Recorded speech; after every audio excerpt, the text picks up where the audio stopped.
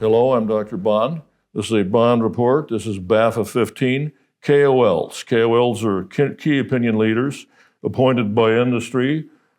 I have been one, and I have certainly experienced a lot of them, know a lot of them well. But, this is the thing with it. Kurt Vonnegut said this best: the truth can be startling stuff. You're not expecting it.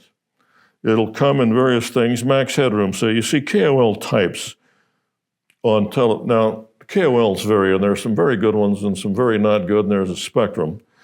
And KOL types, Max Headroom here says it, for some reason they'll call talking heads on television, although when you watch them, a lot of them talk through their ass. So, talking heads, well, give that some thought. One of the main things you want, as George Burns said, he's credited with this line. I've heard it, but I think he said it first: honesty is the most important thing there is. And you learn to fake that, you got it made. Politics is an excellent career unless you get caught. That's Boss Tweed. And he's talking about that. The KOL career are by guys who I don't know how they find time to practice. They'll go back and they'll give you these big numbers, and you think, well, that can't be true. Albert Camus said that toward the end of the Second World War. If absolute truth belongs to anybody, it certainly isn't the guys who say they have it or say they've discovered it. That's completely a true statement. H.L. Mencken said this, and you sympathize. When you do have a KOL or you give them a hard time, the public, which is me, sometimes demands certainties, and there aren't any. There are no certainties. They demand them, but they aren't there. I like this comment about the Wells. This is a very good series of books about the xenophobes' guides. And this guy talks about the Welsh cunning, loquacious, and motivated by a love of vendetta and other people's property. They're natural politicians, but they're also natural KOLs. I've got 26 of these books. They are wonderful. The xenophobes' guides. Also, KOLs tend to be academic guys. Here's a little picture of the old Ralph Waldo. No man can stand in front of a classroom day after day and refrain from saying more than he knows. I've used that, but that just remains true. Once again, Charles Portis, he's back in there. This is from The Dog of the South. My Master of Arts degree means nothing to these monkeys, and I have come to share their indifference. It's kind of, what do you have to show me? What can be true? Now, a lot of the time they do this. They'll make it seem like they're going through, this is a Nietzsche. They muddy the water to make it seem deep. Sometimes the KOLs will be at a place and they've got a panel of their toadies. Here I have a gangster with his guys around him. Panels are usually pretty predictable. And the usual ophthalmologic panel goes, say 4 people. Guy number 1 says he's so happy to be there. What a hell of a guy the speaker is. How lucky you are to everybody be listening to him. And just the MC, what he just said couldn't be more right. Number 2 says he simply agrees with number 1. Number 3 will have some minor point to seem like we're doing something else to clear up.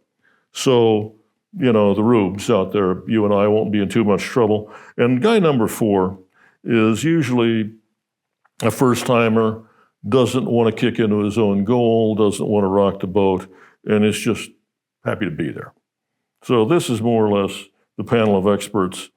And typically this is the Darrell F. Zanuck attitude toward them. If any panel of experts the KOL got, you've got basically the opposite of, damn it, don't say yes until I finish talking. There we have it. For somebody who has shortness of breath, they'll talk about this. The panel guys can go on for a long time. You sure do talk a lot, thinks Nurse Ratched. Now, typically they're out there pushing a procedure or a particular type of machine, and that'll be what a KOL talk is about. Now, I'm just going to use a little from Cuckoo's Nest. Randall, please share with the group, with a deadly Nurse Ratched thing. Share with the group your electroshock therapy. How has that improved your life? The chief has already told McMurphy the juicy fruit thing. He's laying there, Nicholson's laying there with the kind of the cigarette thing in his mouth, and he asked the guy, putting a little something on his forehead, and he says, well, what is that? And the guy said, it's conductant.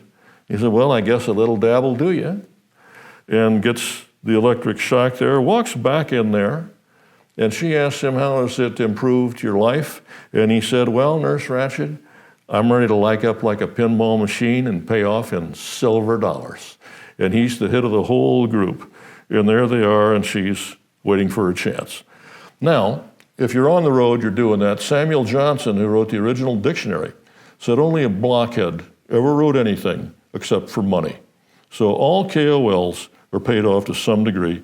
There's their travel expenses, vanity, there's everything that's a deadly sin is used to do a KOL, from a KOL, but typically it's avarice and vanity, or the very reliable things. And you're getting paid, and no. Boss Tweed said it the best on William Marcy Tweed. Sometimes his middle name's given as McGear, which they think he did with some of his Irish constituents. I don't care who does the electing as long as I get to nominate. And so they bring your posse with you. And, that's the Boss Tweed outlook. You don't get a lot of dissenters. And also, he counted the votes. As long as I count the votes, what the hell are you going to do about it? That's Boss Tweed there. Furthermore, Upton Sinclair said it the best. It's difficult to make man understand something when his salary depends upon his not understanding it. And that's, common sense and everything. Now, a classic company thing is, say, if you don't want to do things, they'll talk about Samuel Goldwyn here. I hate paying this out. We used to get big actors who did big acting, said Samuel Goldwyn. Once again, Bette Midler saying that. You're out there as a KOL. I never know much of what I say is true. Well, neither do we, and neither does anybody. The sundial statistic, this one's my own, they developed a sundial theory, there are surgical statistics, which only showed the sunny ones. You will do this with George Orwell. It's common in certain kinds of writing or certain kinds of talks, certain kinds of things about a machine or a procedure where you encounter, George said, art criticism, literary criticism, long passages which are entirely devoid of meaning. And that's the God's truth. You sit there like a pancake getting syrup poured over it. H.L. Mencken said this the best. When you're watching some of these and they're about products that you've used or kind of think it's marginal, and they'll assert something, H.L. Mencken said it the best. The penalty for laughing in a courtroom is 6 months in jail. And were it not for this penalty, the jury would never hear the evidence. I've heard those talks. And, once again, few sinners are saved after the first 20 minutes of a sermon. That which is too ridiculous to be spoken is usually sung. Usually that's done in unison with your panel of experts all nodding their heads, like, don't say yes until I finish talking. But it's done in unison. And once again, you want to say this. This is a guy that's set up to know more than you do. Well, T.H. Huxley said, if a little knowledge is a dangerous thing, where's the man who has so much as to be out of danger? You get an occasional guy, I've been trying to use this line in these for a long time. Raymond Moley said it about a fellow guy in the New Deal Brain Trust. They have big names in ophthalmology, but they haven't done anything for the last 25, 30 years. And he continued being an infant long after he had ceased being a prodigy. And you meet these guys out there on the trail. Basically, you get the machine. Mark Twain asked to define a mine. He was an investor in some of these. He just said a mine is a hole in the ground with a liar standing next to it. And what you get a lot of is this is a machine. It's a better thing to do, a diagnostic machine. By Jove, I finally found it. I've developed a magical machine that will overdiagnose absolutely everything. They usually look more like this, kind of like they're steam-powered or got some things, but this will revolutionize your practice. You need to buy one of these. It'll be for about a refractive nickel. We've got some science here. Let's get scientific. Are you a Virgo? Let's get scientific. Let's have some science. Usually the data, it turns out this data that requires interpretation. The resulting interpretation can be difficult, and it can be usually interpreted by a process akin to levitation or alchemy. And that's, you're just not producing it right. And you've got the power of the pseudoscientific method there, where you just assert this. They've got it down to a pseudoscience, is the best you're going to do on that as they give the talk. Now, H.L. Mencken said this the best. Picture device here as newspaper for a certain thing, a certain piece of equipment. The newspaper, he said, is a device for making the ignorant more ignorant and the crazy crazier. And this is true. And this will take place along those lines. Well, we have our panel of guys. We have testimonials from guys using this in practice. The ignorant are more ignorant, the crazy are crazier. Read Diagnostic Machine for Newspaper, statement completely true. For instance, here's Theodor Scheimflug. He's got a thing we use on a lot of instruments, and I made a joke one time that stuck with me. Scheimflug is German for artifact. Artifact's not a compliment when you talk about science and trying to get data, but I like my line. That's Theodor Scheimflug. He used that on certain machines to measure corneas.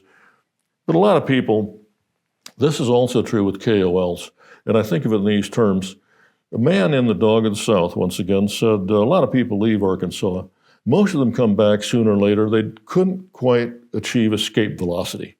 And that's true in a lot of these things. You try to get your word from the machine. This is going to take over ophthalmology, but it never achieves escape velocity. It stays in your own little deal where you talk about it and say how terrific it is, but it doesn't do escape velocity.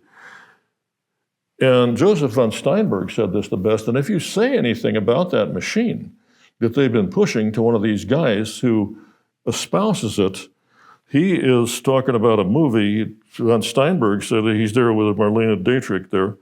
You can seduce a man's wife, attack his daughter, wipe your hands on his canary. If you don't like his movie, you're dead. He'll come over the desk at you. He said he'll kill you with his hands. That's actually quite a long quote. Here he is with Marlene Dietrich. But if you don't like that guy's machine and you're representing that and you say so it's somewhere, you're dead. When people believe a delusion, said William Tecumseh Sherman, they believe it harder than a real fact. Everybody knows that to be true. They'll give you their data. Well, gee, we diagnosed this. Yale McVeigh got him the death penalty, and I could have done that. Without that, you don't need all this. Frank Lloyd Wright said this the best. When you go to write the bill, when you go to pay the bill for one of these machines, a good architect can improve the looks of an old house merely by discussing the cost of a new one. A lot of truth in that. And this is how one of the ways, gee, you need to buy this for your practice to give you these data that you can't do without, that you've been doing without, more or less forever. And when you make these payments, I bought one time called a Sunrise, and John Barrymore is on his, I think, fourth wife there. He wound up with 5. You never know how short a month is till you pay alimony. In my case, it was a payment on what was called a Sunrise, $195,000. I negotiated down to $165,000 for something I was able to use twice. You never know how short a month is till you write. You never know how short a month is till you pay alimony. Now, who sees the human face correctly? Who sees your data correctly? Said Picasso, the photographer, the mirror, the painter. Who sees it correctly? Well, to which I would say another Charles Portis novel, not Dog of the South or True Grit, but it's got one of the characters talking to another, and he said, well, damn it, Harvey, when you get right down to it, not everything is a damn cube. You can look around and see that. Well, how true that is. Well, looking back is a bad habit, said both of the Rooster Cogburns. That nothing I like to do pays well. The man with no schooling, you got to go to that, is up against it in this country, sis, and that's the way of it. Well, along with that, once again, the sinners. Queen Victoria, we'll go with that. You've delighted us long enough. Thank you very much. Please subscribe.